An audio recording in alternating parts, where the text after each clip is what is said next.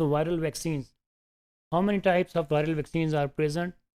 Why we need to use the vaccines, and what type of vaccine will be used for what kind of the virus or for the what kind of the disease? Here we can see that when the scientists create the vaccines, they consider that how your immune response responds to the germs. So of course the vaccines are produced just like your mechanism of the action, your immune response, and immune response have the memory cells. The memory cells will memorize the antigen whichever comes, which is recognize them as a foreign body, and then they will just make the memory cells against some special kind of the immune against special kind of the antigens. So therefore the vaccines has been produced just according to the immune system, which is respond according to the germs. Who need to be vaccinated against the germs? Of course everybody need to be vaccinated, and it depends upon the how much and the individual immune response and how much vaccine is enough for which person. Until now the vaccine is the best technology and approach to cure the disease because they are very safe, they are very effective, and everybody can be used on not only the individual but the whole community can be saved from a specific disease. Therefore until now the human beings have been successful in eradicated a large number of diseases from the world. There are four main types of the vaccines. Live attenuated vaccines, which are the live viruses but they have made weakened enough so that it cannot cause any kind of the disease. However, they can cause only the immunity for the future infections. Then inactivated vaccines are called killed vaccines.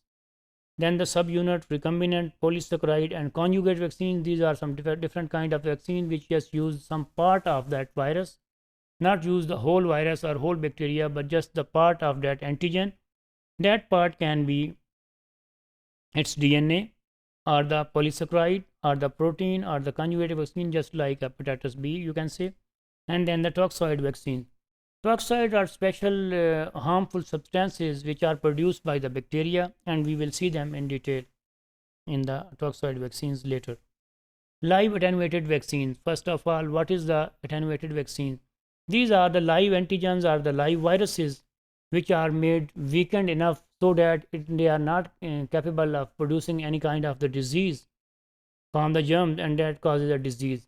So therefore they are from that similar antigen which is capable of causing the disease, but they will make it so much weakened that they are not able to cause any kind of the disease.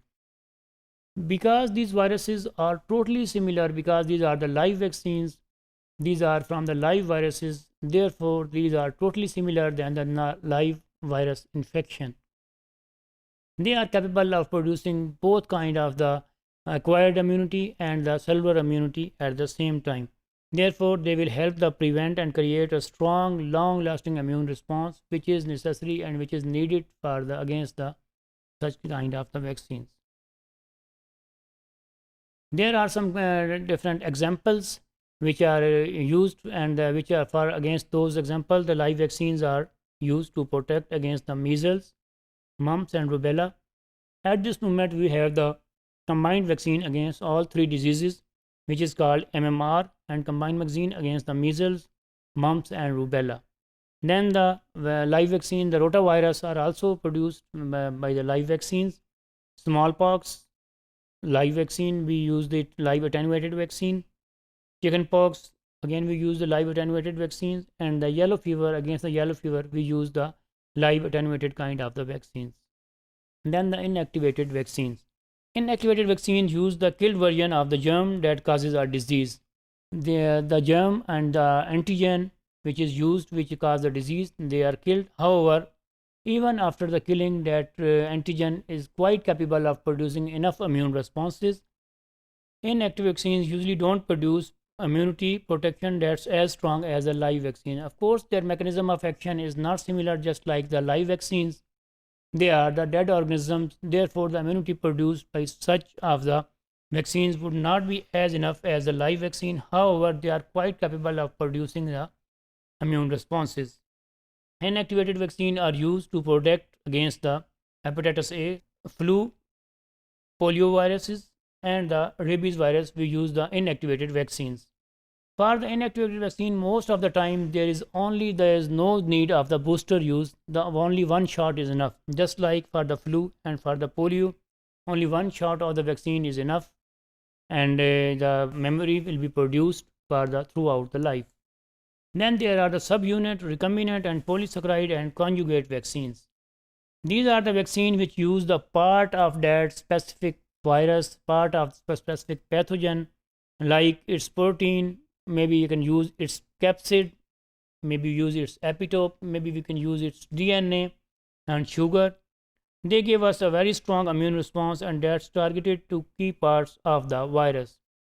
Of course, because we are using the most virulent part of the vaccine, just like the capsid for the virus, which is the most virulent part and which will be just attacking the host. Therefore, they will give us a strong immune responses.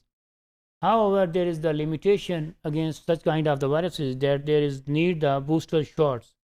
The examples against which the viral vaccines are and the subunit vaccines are produced is the hepatitis B. Hepatitis B is used in the human beings, and it is the subunit vaccine. It is the protein vaccine which is from the hepatitis B virus proteins. Then human papillomavirus, the HPV virus, we also use the subunit vaccines. Then whooping cough, we use a subunit vaccine. And this is also a part of the combined vaccine DTaP. Then the pneumococcal vaccine disease and the meningococcal disease, we also use the subunit vaccines. The last one are the toxoid vaccines. Toxoids are the harmful products which are produced by the viruses or produced by the bacteria that are capable of causing the disease. Because these are the toxoids which are able to cause the disease, and these are produced by the pathogens. Therefore, if you produce the vaccine from those toxoids, it should be very successful. They can create the immunity to the parts of the viruses that cause the disease instead of the virus itself. Of course, the immune response is targeted to the toxin instead of the whole virus. Therefore, because the virus is causing the harmful effects, therefore such kind of the vaccines will not be causing the immunity against the whole virus, but they will causing the immunity against that specific kind of the toxins. Therefore, you may need the booster shots also along with these such kind of the vaccines. Toxin vaccines are used to protect against the diseases, which two of them are the examples we have given. One of them is the diphtheria and other is the tetanus.